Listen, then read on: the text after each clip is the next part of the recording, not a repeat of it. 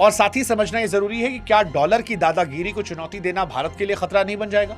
देखिए, लोग तो कह सकते हैं कि अगर हम रूस को रुपया या किसी करेंसी में पेमेंट करते हैं तो अमेरिका हम पर पाबंदियां लगा सकता है। वैसे भी अमेरिका ने कई देशों को बर्बाद कर दिया सिर्फ इस बात को लेकर कि तुम डॉलर में खरीदोगे। अब यहां पर यह है कि भारत को अगर दुनिया की तीसरी सबसे बड़ी इकॉनमी बनना है तो स्लोली एंड ग्रेजुअली हमें डी डॉलराइजेशन की तरफ कदम बढ़ाना होगा, क्योंकि कब तक अमेरिका फेडरल रिजर्व के फैसलों के हम गुलाम रहेंगे। इसी दिसंबर में रूस के राष्ट्रपति का प्रस्तावित भारत दौरा भी यह संदेश दे रहा है कि हमारे आपसी रिश्ते और करेंसी का चुनाव कोई तीसरा मुल्क नहीं कर रहा। हम बेवजह के जुबानी जंग में फंसने के बजाय शायद देश की तरक्की देख रहे हैं, लेकिन फिर भी जब बार बार अमेरिका हमारे आत्मसम्मान को चोट पहुंचा रहा है तो क्या हमें स्पष्टता से उनको संदेश नहीं देना चाहिए कि भारत उस मुकाम पर है जहां हम अपनी शर्तें खुद तय करेंगे, अमेरिका नहीं। यही चिंता है। कूटनीतिक से चिंता आज स्वाभिमान आत्मसम्मान को लेकर है।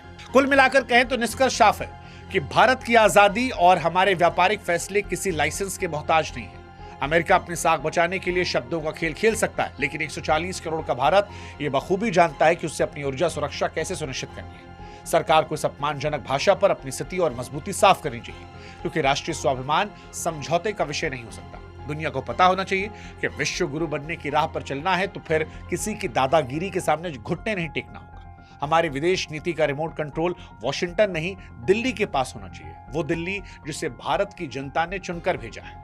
और अब समय है कि शायद अमेरिका को सधे हुए शब्दों में ही, लेकिन भारत को यह जवाब दे देना चाहिए कि साहब, दोस्ती है लेकिन सम्मान की कीमत पर नहीं, आत्मसम्मान की कीमत पर नहीं। और आत्मसम्मान की कीमत पर आओगे तो फिर उसे दोस्ती का नाम नहीं दिया जाएगा, उस पर आत्ममंथन दोबारा से किया जाएगा, वैकल्पिक रास्तों को दोबारा तलाशा जाएगा। फिलहाल मामला गर्म है। इस गर्म मामले को लेकर आपकी क्या सोच है, कमेंट सेक्शन में बताइएगा। और साथ ही हमें बताइएगा कि और कौन सा विषय जिस पर आप चाहते हैं कि हम वीडियोस बनाएं। और जाते जाते व्हाट्सएप चैनल पर जरूर जुड़िएगा।